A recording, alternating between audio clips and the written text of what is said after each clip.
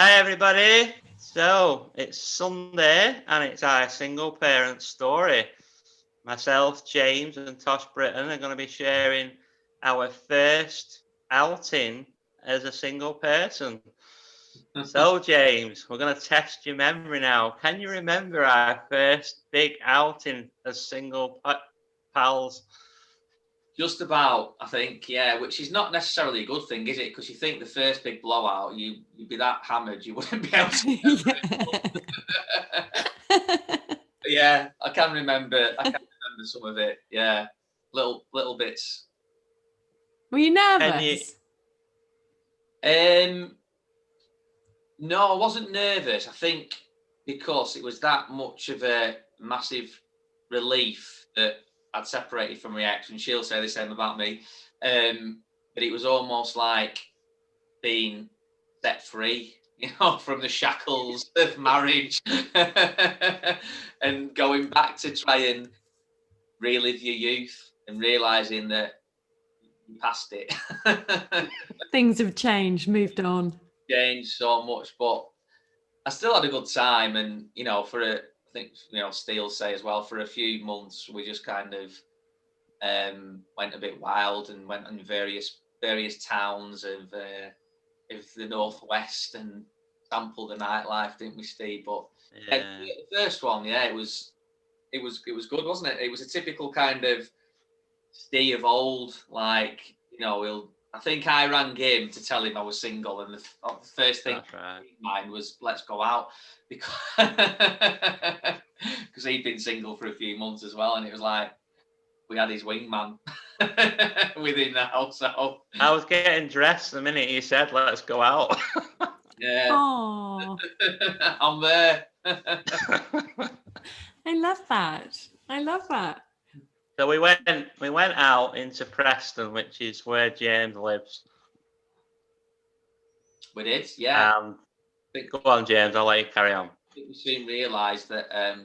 We'd been out, obviously, while we were married. It's not that we'd just not been out for 10 years or anything. It was like, but it's different when you're single, isn't it? You weren't out. Yeah, we were proper out, proper on it. Best pants on, best shoes on, all polished up. You got your red pants on. Red. Yeah. Got some charity t-shirts as well, didn't we, mate? Shirts, yeah, new shirts on, yeah. Half a tub of hair gel on, Oh, and you borrowed my aftershave. Do you remember? Yes. Oh. Oh yes, yeah. Steve said, I've got this aftershave upstairs that my friend gave me, but I'm not. He said, I don't really like it. He said it's called Versace or something. I was like, what? I was like, no idea what it was about. Brought it down. I was like, you need Versace, Steve? Yeah, whatever it is. Versace, I don't like it. He gave it to me, and I use it all the time now. Winner. Versace blue jeans, I think it's called. Steve sticks to his Davidoff cool water that he's convinced ladies love it. It's the magnet. I'm not too sure of myself. It's not for me. But I think we soon realised, didn't we, Steve, that in a lot of the bars and everything in Preston, that basically it was a load of young people dancing to crap music, taking selfies all the time. Like not talking to each other, just stood there like taking all these selfies, dancing away. Yeah. Like, what? We don't even know these songs. Did you guys go and like show them what it's all about? No. You weren't feeling that brave to like hop on the dance floor and just kind of like, right, girls? Yeah, a little bit. But well, that's what we used to do, Tosh. If you were on the dance floor now, Tosh, back in the day before we were married, I'd just dance behind you and I would pull you, and that would be the end of it. There wouldn't be any formal conversation. You would be kissing me and we'd be getting a pizza at the end of the night. But you know what? So back in the day, right, when I was doing that, you would have still been like 11. How old had you been? So like you would have been about 11 years old. So you would not have been doing that. If you'd been doing that, your mother. Got it early, Steve. You started early. But yeah, but it's true, isn't it, James? That's all we had to do. We just danced with women and didn't really have to strike up conversation, really. No, yeah, not really. The dance floor was the place to be if you wanted to. So have you guys got like some like special moves, like Stu and James moves that kind of like did? You need to sample a night out. Do you know what? I would love to go on a big night out with you guys when lockdown. It would just be brilliant. I know it would. We've got a few dances. We've got the towel dance, the lawnmower dance, typewriter dance. James, show them the fish and chip dance. Is that folding the fish and chips or something? Or it originated in Ibiza. I think this one. Salt and pepper, sugar, vinegar. Chips on, salt and pepper. Wrap it up. Give it to the customer. That's the one. Gotta have a good beat though. Like the lasso's a good one. Trying to lasso a woman. Roll the lasso around him, pull him in. Because obviously we're all so grateful. There's a lasso on the dance floor. Well, pick me. If that didn't work. Oh, the fishing one I know. If James's didn't work, then we went on to mine. They were like the secret weapon. Are you sharing tonight then? We can't James share is on that it. I've got to hold this phone like this because my laptop's down. So you can't do any of the things. So I used to know these Aussies and they used to do like laying the bricks or whatever and they put another one on, put a bit of... Yeah. All the typewriting, that's a good one. Yeah. That's a good one. And not a mention of John Travolta anywhere in Saturday Night Fever. Yeah, they love it. Stick ones, think you're like keeping up a football. He used to do it all the time. Like, oh yeah, pick the football up and kick it to you and expect you to carry it on. And we're just like, no. However, in Edinburgh, on Ian's birthday, the whole pub were doing the football dance that one night. They all did it.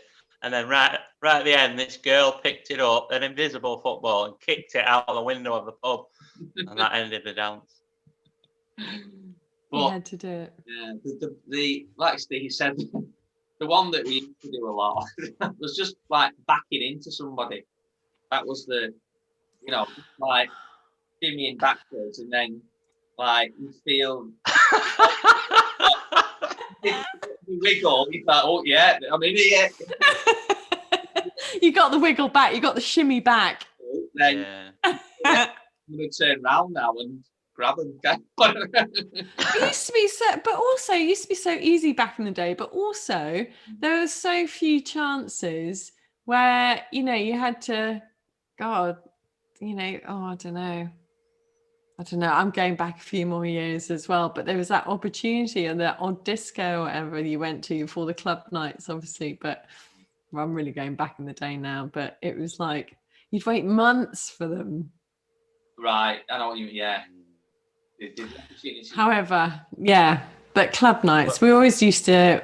I always remember Thursday nights were always quite good fun. This was obviously before I was married, but Thursday night was like the big night because you were like, oh, if I square something out, get it all ready and sorted out, I might have something to, have fun with at the weekend. Yeah. What was that called? Tosh's Take on Thursday.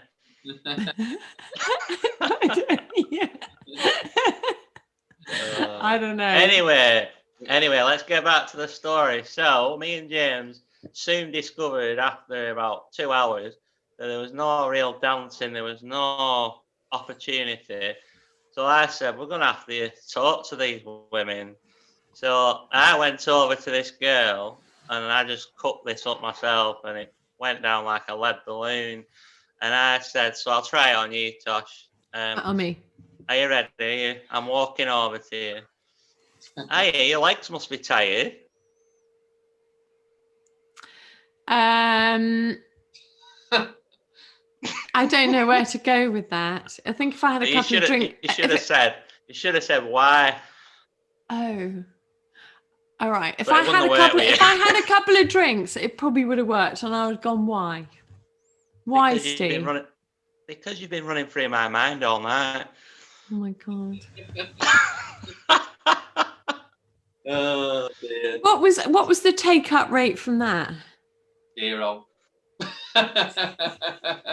So I've actually been working on my new chat up line, James and Tosh, and I think it's not too bad. It's still a bit cheesy, but what was it now? Most guys would need a few drinks to come over and chat to you. However, all what I need is a Red Bull, and it gives me wings, and you can come and fly to the clouds above with me. Oh, that's gonna do it. Terrible thing. Have you tried that Really? with anybody yet? No, I'm getting you a permission, Tosh. Do it. You have my permission, right? But I think you need to take James. To stop him. What for? Yeah. I don't know. I really like the one. It's really bad where it's like you go up to a woman and say, touch that, and they touch your shirt, and do you know what that is? That's boyfriend material. All that. I think it's really good. Do people even do that anymore? I mean, in pubs or anything? I mean, okay, so guys, carry on with your story because I'm really fascinated to know what happens. So I got blown out with my cheesy chat line. Yeah. So then I said to James, all right, you go and do better. I don't know if you can remember what happened. Can you remember what happened? No, I just No. think we both said on the night out, we need, this was our first like business idea. We've had many business ideas, none of them which we've done anything with. But we have like a bar or a pub specifically for like over 30s. So whereas normally, you get asked for ID to see if you're old enough to get into a pub with you so they know if you're 18. We would ID people to make sure that they were under. Yeah, or over 30. And then just but still there is a couple of places in Preston like that, but it's a good concept. Definitely a gap. Do you remember then what you did? No, you. Do you want me to refresh your memory? Yeah, I want you to tell it. That's what friends are for. I've no idea. So I said to James, you do better then. So he got another drink, build his confidence up, and there was a girl sat down. I think we were in Revolution, mate. And you walked over, she was on her own, sat down. It was about 9:30 at this point, and you sat opposite her, and you were chatting away, and I couldn't believe it. You were having a full-blown chat with her, sat down, and you kept putting your thumbs up like when she weren't looking to me at the bar. And it looked like it was going really well. And then 15 minutes in, a guy walked in and sat next to her, and that was her boyfriend. And she was waiting to meet her boyfriend. That sounds about right, yeah. She was probably a really nice girl. She was just like talking to you and just generally being polite. Oh God, this guy's a right saddo, isn't he? Oh, you probably made her day. She was probably like, oh, I've just been talking to this really nice guy. Yeah, and the boyfriend came over and knocked me out. I didn't really. No. But yeah, I just think it was just one of those nights where it was probably a really good night, and it was just a bit of a blowout, wasn't it, after everything that had happened. But did it feel weird the first night? Did it feel weird? Like you were both like, oh. We were devastated, Tosh, because we always pull when we go out, and we didn't pull anything. It was really, we needed counselling after that. I think it was just a little bit there, Steve. I think that's maybe a little bit of exaggeration. All right, mate. Okay. But I think I don't think it felt weird. Like I said, I think it was just the relief of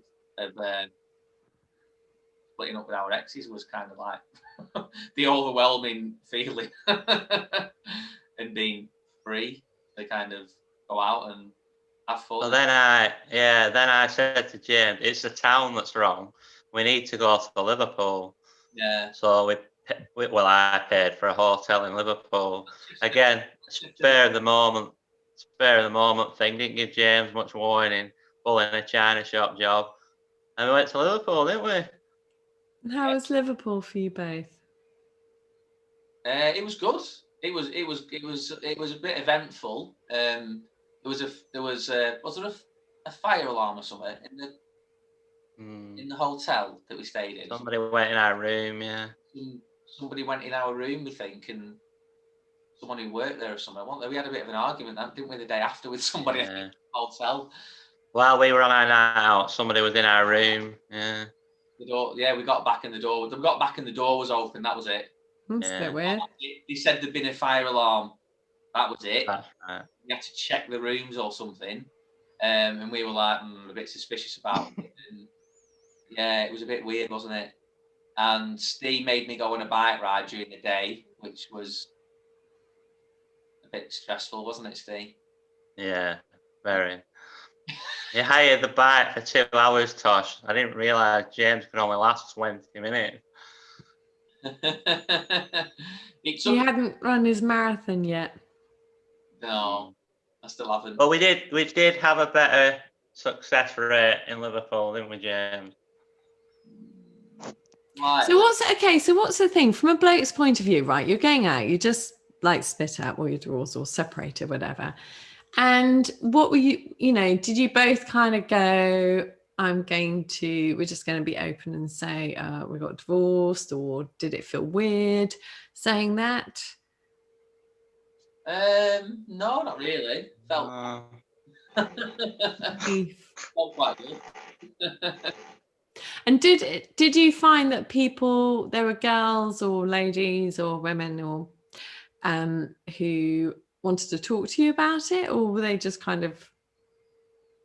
Yeah, it was quite good for getting like the sympathy vote, to be honest with you. You can like lay it on me, can't you? Make up all kinds of things about your ex and like play that card. My chat-up line soon changed to I'm a full-time dad to 2 kids, and then got the sympathy vote, and you actually backed that chat-up line up, didn't you, James? You said I was doing well with that one. Yeah, it was good on that. Use your kids. Good ideas. James didn't like my old one. My actual real chat-up line was, I used to be a holiday rep, so I always used to drop it in. Still do drop it into most conversations that you can do. When I've had a drink, yeah. Even when you're sober. It'd be very funny to see you two drunk, I think. What about you, Tosh? What was your first night of freedom like? Don't tell me you meditated. I remember getting ready to go out and thinking it felt quite weird. And I remember not really, when you're kind of married, or even if you're sort of the end, sort of few months or a couple of years or whatever it is, you kind of got your thing together, and suddenly you're like almost like this different person. So I was a bit like, oh, what do I wear now as a single person? How do, I was a bit like, oh, do I, am I going to, what image do I want to portray? Do I look as a, single woman? Am I, out for anything now? Or, so I was I wasn't kind of conservative, but I was a bit like, oh, I'm just going to see how this goes. But it did kind of cross my mind about what to wear. And because you've been kind of, dressing as a couple, as one half of a couple for a really long time, and suddenly sort of things changed a bit, and you go, oh, actually I have the freedom now to wear the things that I didn't wear for a really long time, and to rediscover the stuff you really liked but perhaps your ex didn't, but you kind of like, oh, that's okay. And actually going, actually I'm just going to revisit this, and I really like wearing this color, where they perhaps didn't like that color, or a style of, I don't know, whatever it was. And I think that was, I kind of slowly realized the freedom in coming back to who I was and rediscovering yourself. I think it's a really important part of going out. And that first night, I remember sort of going out, and I remember being chatted up and thinking, and I don't have to feel guilty if somebody chats me up. I was like, oh my God, this is good. I mean, obviously, I wasn't in Preston or Liverpool, but it was kind of really interesting. And I remember the first time I actually somebody came back and they actually slept on the sofa. I remember bringing them back to my house, going, "Oh my God, I felt like a naughty schoolgirl again." And I was like, "Oh, this is all right. This is quite fun. This is what it's all about." And going, "You've got to be really quiet because this time around you've got to be really quiet creeping up the stairs because you've got kids." Yeah. And it's like you've got to be out the door before they wake up or off the sofa or whatever. But it was funny. I think it's about like a confidence thing as well, isn't it? Thinking that, right, you're single now and ultimately you're going to want to meet somebody, most people, not everybody, and it's knowing that you maybe can still go out and meet somebody. You've still got it going on. Yeah, after all them years, and you've maybe lost your hair a little bit or put a bit of weight on or whatever, and think, getting the confidence of going out and maybe meeting someone, even if it's just a little cheeky snog or anything, having that, it's a big confidence boost. And ultimately, getting your kit off as well. I'm just going to name it. And it's like you've been with somebody for years and years, and suddenly, okay, you've been on the beach or whatever, but suddenly you're like, oh my goodness me, here we go. Just got to go for it. Yeah, definitely. So Tosh, what? I knew there was something heading my way out. I just sensed this question. We're not editing this one, James. But on a serious note, as you know, me and James are single parents. So if we were to approach you, on a night out or in the library or at a coffee shop, what sort of conversation would we need to be having to get that second meeting with you? Do you know what I would just say? Just be yourselves. Don't try to be anything. That's not a good idea. Is it not working? Wait, did it work on you before when I tried it? Let's go to the library anyway, Steve. Pardon? So I think somebody make... What did you say, James? When did you last go to a library? Yeah, I was going to say. I took my daughter to get some books for school. Aww. I have children. Okay. I just think it's being friendly and being open and nice and smiley. That's brilliant advice. Thanks, Tosh. I think that's just the nicest thing. So few people. It's like when somebody smiles at you, it's like it's a winner. Yeah. Smiley people, especially these days, because everybody's so serious, and actually more than ever, because everybody's got masks on. So when actually, if you do get the chance and you see somebody smiling, it's lovely seeing somebody smiling, even if they're not smiling at you, just people laughing at, I think it's just, so yeah, that's the other thing. Obviously, but if you've got smiley eyes and you're smiling, people can tell if you're smiling in your eyes. And I think smiles these days are where the next time me and James go out, I'm going to go up to a girl and just smile loads at her, real close up. And then say you got to watch this YouTube channel on this episode where this woman was saying, just be smiley. And yeah, I think people want to smile and laugh and be a little bit. You know what I think? I think, James, Tosh isn't giving her tips away because she wants us all to herself. Yeah, I don't want my boys going off anywhere else. Come on, why would I give you the tips? Why would I make it easy for you? Definitely not easy at the moment, I'll tell you that. No. The worst time to be single, definitely. I think it's probably... Yeah, go on. No, go on, Tosh. Sorry, I interrupted. I just think it's really hard for everybody. I think there are people in relationships that might be finding it really hard. There are single people finding it hard. But I kind of guess that if you've been single before COVID, at least you've got a bit of experience about what it's all like. I mean, can you imagine being in, COVID and in a relationship and being lonely? And I think we've touched on this before, where everything's like happening and then you're on your own and then there's lockdown as well. I mean, that's kind of extreme. At least we've kind of got a bit of practice under our belts of being single, and as frustrating as it is, at least we kind of know we've built up a bit of resilience and we know a bit of the form. I mean, I don't know if James agrees, hoping he does, but the one thing I feel I learned from the whole going out, James, was at the beginning we were like, yeah, we're free, let's go and find our new match or whatever. And it suddenly dawned on me I needed to work on myself. Instead of going looking for someone else, I needed to be happy in myself. Yeah. And I had this vision that I could only be happy if I met somebody new. Yeah. And I think that was a whole lesson in the process of wasting a lot of money going out with you to different towns. Yeah.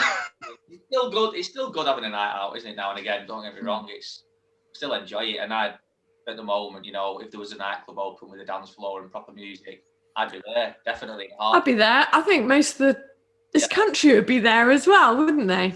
Yeah, but what Steve does, like, we'll go on like a few nights out in a short space of time, and then he'll be like, "I'm not doing it anymore, James. I'm only going out. Birthdays and Christmas, right? Birthdays and Christmas. That's it. I'm fed up of all this. I'm not doing it anymore. I'm never going to drink again." Yeah, birthdays and Christmas. All right, Steve. Give it a few days. Next weekend comes when we've got no kids. Hey, mate, do you want to go out? We're going to Newcastle. Oh, yeah, go on then. Off we pop. Who's birthday? Nobody's.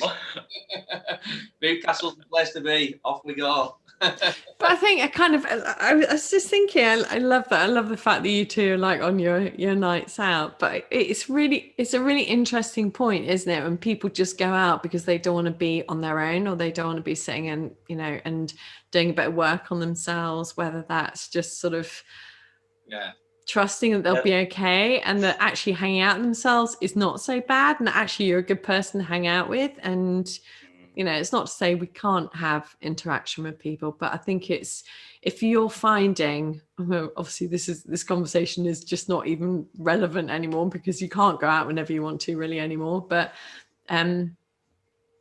if you kind of had to go out all the time because you didn't want to be on your own in the house, I would say that's kind of like a flag for maybe getting some counselling or coaching or talking to somebody, or just doing a bit of like self-development work where you can kind of like yourself enough to hang out with yourself for a bit. Yeah, definitely. There's plenty of time for that now. Could have done with you back then, 5 years ago. But the worst thing was, Tosh, right, is James might have a pop at me about my single nights out, but we would get to 3 a.m, right, Tosh? At which point the only thing we had pulled is a pizza out of a tray, and or at a kebab. This point, or a kebab. And at this point, James thinks it's a really good idea. He'll open his phone up and start messaging women who he's told me I'm not going to bother with that one anymore. When he says to me, I say, I'm not going out anymore. He says, I'm not texting her again. At 3 a.m. Hey, how are you doing? And what was your success rate from those women at 3 a.m? I reckon 50-50. Maybe not an immediate response at 3 o'clock, but maybe the day after, like a bit of a message. Oh, were you out last night? Yeah. How you doing? Blah blah blah blah. Oh yeah, I'm good. Oh, maybe we should meet up. Yeah, that'd be good. And then once the kind of realization hits in and all the alcohol's properly worn off the day after, you think that was a really bad idea. No, it was a really bad idea. I think nowadays, I might have mentioned this before, but there must be some kind of technology, right, that they can get in. Oh, you said this, yeah. Where it stops you using your phone when you're drunk unless you need to make an emergency phone call. Yeah. Must be. And that'd stop all the you get like 20 minutes fake time. Yeah. So it senses you've got alcohol and it'll give you 20 minutes where all the messages you send don't actually ever get sent. Yeah, you just think they have. Yeah. There was one night, Todd. James won't remember, but luckily we didn't do it. He came up with this idea. He won't remember this, but this is God's honest truth. He said, "I tell you what, Steve, you have my phone, I have yours. You message the girls in your phone, I'll message mine, and we'll just see what responses we get for a laugh." And I said, "No, mate, it's time to go home. Give me your phone." Oh. We did it on the In-Betweeners, you know. That's where I got the idea from. Oh, I yeah. remember. Yeah, it was In-Betweeners, wasn't it? Great idea. Can you imagine, though, if I'd have messaged all your girls and you messaged mine, what the catastrophe would have been? You'd be a lot busier than me, wouldn't you? I need that.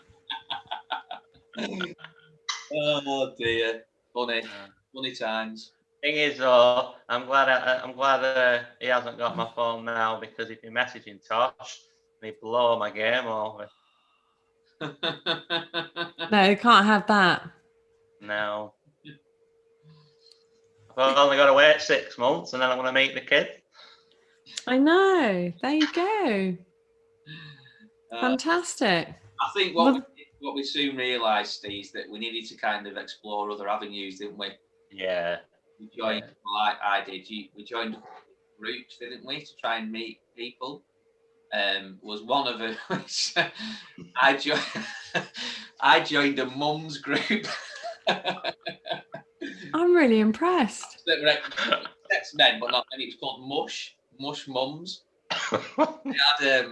You had mush ups, so they'd meet up at all these mums would meet up at play centres with the kids, and I went along to one of them. There was only a few women there, but that was the plan, was to meet a woman. Do you think they all went? Probably. They probably did. How long do you give him? How long do you give him? How many sessions? How many times did you go? I only went once. Yeah. They go, he'll only come once. No, there wasn't many women there. Maybe the word got around that there was a bloke coming along, and they all decided not to bother that week. So I think that's another thing. It's actually joining groups and doing something differently that you never would have done, and putting yourself out your comfort zone, because it's like an opportunity to just do something really different, because your world's so different anyway. And yeah, just to see what's happening. I tried to join your divorce group, remember? You did. No. Sadly not. I have put it out there with they like guys in there, but they're all the divorce goddesses are all no. I totally misunderstood at that point. I thought it was a group for anybody who was going through a divorce. I know. No. It's one group, didn't we, Steve? That was pretty good. That we both joined the meetup group, didn't we? Oh yeah. You initially joined it and went on holiday, and a walking holiday, didn't you? And then I joined it and I started playing badminton on a Tuesday night, which was fantastic. Good. You went out with a teacher, didn't you, James? Yeah, I did. Yeah, from the badminton. No shuttlecock references though, please, guys. But yeah, we yeah, it was good. Yeah, got a friend, a male friend as well, that I went out with a few times and stuff. It was really good, actually. It was. Yeah. Do you think it's actually I think it was a bit like this anyway before we all got married, but if you went out, it was those nights that were really unplanned, and you just kind of went out and you'd have the best nights ever, but the ones you planned, yeah, I know, sort of like friends and we'd have this big, and it would be such an anticlimax. But those ones where we just thought, it took us like 5 minutes just to put a bit of lippy on or mascara or whatever, and just get out there and not worry about what we were really wearing, and we just had this real sort of fly by the seat of our pants attitude. That was like the best nights, and I think the most, so be open to just the unexpected and just go with it. I think when my ear surgery finally comes through due to COVID, we should go on a night out, us three. And because obviously I'll be even more deaf after the surgery, because it takes a while for your hearing to come back, I can use you as my wing lady, and you can, when I go up to talk to these women, you can basically say I'm his ears because you can't hear, and you can sort of mentor me through these. awkward Okay. conversation. So if you say all your stuff to them and you can't hear them saying stuff for me, and can I translate it in something kinder, or can James and I have a little bit of mischief with this? Can we go? Yeah, she said if you. Yeah, anyway, I won't go there. Perhaps leave it for the night. You can lip read though, can't you, Steve? So when they Can you? No, I can't. I Oh, can't. No, I have to look at the lips. But when people do it, mime it, I can't. I can't actually read them. Right. Oh well. oh. Oh, well, that's not going to help, is it? No. You'll have to rely on James and I to get you through the night. Yeah. Cool. If anything's open. We've got the lawnmower dance though, James, and that worked for me last time I went out. What does the lawnmower look like? Or is it the... Yeah. Oh, oops. Is that what you do when you make the lawn? More to it, you can elaborate with the lawnmower dance. Go on, James. Show them the dance. I'll have to leave the screen. It's Yeah. Go on, just a little bit of the screen. Like it's a petrol lawnmower. Not many people have them, and it's not working. So you give it a kick. Oh. When it's going, you look really pleased and go off. Do you know what? If nothing else, It worked. I would love to go out with you guys and you two do the lawnmower dance and the kick. It does. There's quite a lot we've achieved with that dance, especially in Ibiza. Ibiza, we tore a lot of boys apart with that. Everybody were doing that dance. We're doing that and fish and chips. But the problem is that sometimes when we go out, just the two of us, and we start doing these stupid dances, a lot of women actually do think we're gay. Honestly. Oh. Yeah. Not that. No, but you see, I don't think. I mean, obviously, don't want to upset anybody, but I'm just thinking gay guys would just be too cool to be doing that in the nicest way. Yeah. Or I might be shot down for this, and if I am, I apologise. But must be some like COVID dances that we could think of. that's right. You can create the COVID dance. The COVID, COVID even. Testing. Yeah, it's just empty hammer, innit? Can't touch this. You get close to them and then say, can't touch this. Have you guys created like a playlist for your group? Yeah, James has. Yeah, I've done a few, not lockdown related. I think there's about 2 or 3, but I'm actually thinking of doing another one because somebody put a post on the other day about what would your theme tune be if you had a theme tune? So loads of people. Oh yeah. I'm going to do that. Why have you got an idea? Gosh. I know. I just did one in my group the other day. Right. And it was just cracking. It's brilliant. It's like tunes to like, shake your ass in the kitchen with and just. Yeah. We've got two on Spotify. We've got the Millie Marsh mashup, which was started by one of our members called Millie Marsh. And then the other one, I can't remember what the one is now. I don't know what it's. They're good. They're both good. Both really good. Yeah. Next one's coming. We need a COVID one, don't we? Corona. Yeah.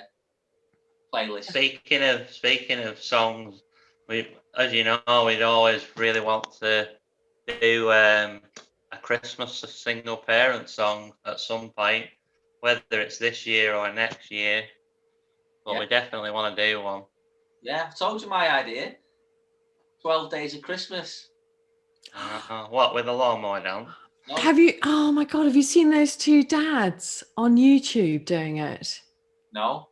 I'm going to send you the funniest 12 Days of Christmas YouTube. I know this is like another YouTube chat. I'm going to send you the link. Yeah. And then we can like have a little chit chat about it, and maybe you might want to do something similar. Yeah. Definitely. Yeah. There's 2 American dads, and they get up on stage and they just do the 12 Days of Christmas, and you're literally just crying with laughter at the end of it. It could be you too. I know a lot of people do them in schools, like the staff do them in schools. change the words. But it's quite a long song, isn't it? I thought. It's quite exhausting, I think, by the end of it as well. But the idea was, the bit where it goes 5 gold rings, mine is 5 Tinder dates. You're doing well. That's just for fun. We could do it for the group. We could. I actually Christmas carol singing group. Yeah, definitely. That would be fun. I think the thing is about these days is we've just got to find ways that's slightly different, like new days, new ways, and got to be open to anything. So what we could do actually, Steve and Tosh, we could have like people put the silly dances on the group. That'd be quite a good fun, wouldn't it? Or what? Can you repeat that? People put the silly dances, a bit like TikTok, but just their own like single parents dance when you go out. Silly what? Say that again. Dances. Dances. Sorry, right? Yeah. So, what's that one then? What's that? We could have a little competition, little dance. Show Tosh my towel dance because I invented that and I can't blink and do it because I've got to hold this phone. Towel dance is just using a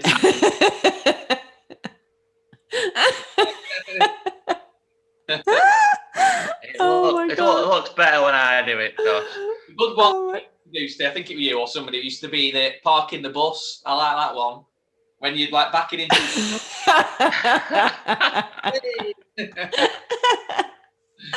Yeah. So many. So many. More than that, isn't there? Are you allowed to put this on? Have you seen the new Borat movie? Oh my god. No, oh my god. On Amazon. It's on Amazon. Oh my goodness. People used to say Steve looked like him, Sacha Baron Cohen, there we go. That was that and Greg Rosetsky as well. And you're Joe Swash, aren't you? Oh yeah. I've had a few people say that, but his teeth are whiter than mine. Hey, on that note, I managed to get my hoodie back from my ex. How good is that? Finally got it back. Which one? My Darwin running hoodie. All right. Brilliant. And after how long? Pardon? After how long? What, the hoodie or the relationship? I did get the hoodie back from April till now. Have you checked it? Like, are both the sleeves still there in the fold? She's not like chopped anything off or anything like that? My mum even specially washed it for me. Right. Wow. Well, there you go. I don't know what it is. Tosh might understand this, but I seem to attract girlfriends who want an item of my clothing, usually a hoodie, to wear when I'm not with them. See, I'm not like that. I don't understand that. No. Weird, isn't it? Where do I find these people? I mean, maybe if you're living with them, you want to kind of like put your shirt on or whatever, but I don't know. No judgment, anybody. It's not my bag. But if that's, I don't know, maybe they just want to smell your Davidoff cool water. They just, they just want the scent of Steve going on when they're not with you. Essence of Walker. Essence of Davidoff Cool Walker. I do need to upgrade that. I don't know what to get though. Get some of that Versace. It's good stuff like that. There you go. Why don't you just go for a little, maybe just go into your local department store and just go up and just say to somebody, listen, I'm looking for some new like aftershave and just have some fun for half an hour. Tosh, he lives in Darwin. They don't have Darwin. They have pound shops. Do they not have pound shops everywhere these days? Yeah, but that's all they have in Darwin. They don't have department stores in Darwin. Departments. I'm just thinking like We've got a body shop and a Boots. that'll do. All right. A department Oh no, it's not. store in Darwin is a B&M that's got 2 floors. Yeah. Any, No, he's right. He's right. Anyway, Tosh, we're going a bit over time. Is there anything you'd like to conclude in tonight's show? Anything for the viewers to take away from? Yeah, if you are in a place where you're about to go on your first date, or you've just separated and you join the group and you haven't been on a first date yet, as a female, I always say wear a pair of red knickers. Doesn't matter if anybody's going to see them or not. I know James is going, I can't believe she's brought this up, but I have a real thing. Like nobody else knows you're wearing them. It's a really good color for energy centers, like your chakra. If you're into chakras at all, it's like red is the color of your chakras. Put your red knickers on. It grounds you, makes you feel safe. It helps you feel stronger, and and enjoy your date. That'd be my top tip. what if you're a bloke? What's our top tips? I tell you what, I'm not sure there are many red pants on the markets for blokes. Cover yourself head to toe in Davidoff, cool water, Walker. and you are guaranteed to see the red knickers at the end of the night.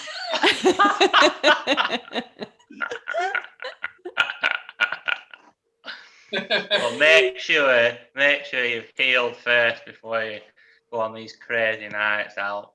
Let's say that. Yeah. You know what I mean. Sort yourself out first before you look for a relationship. Yeah. Yeah. What? Oh no. Stop. Before you go out on the Stop. Stop. Oh dear. Nice one. Yeah.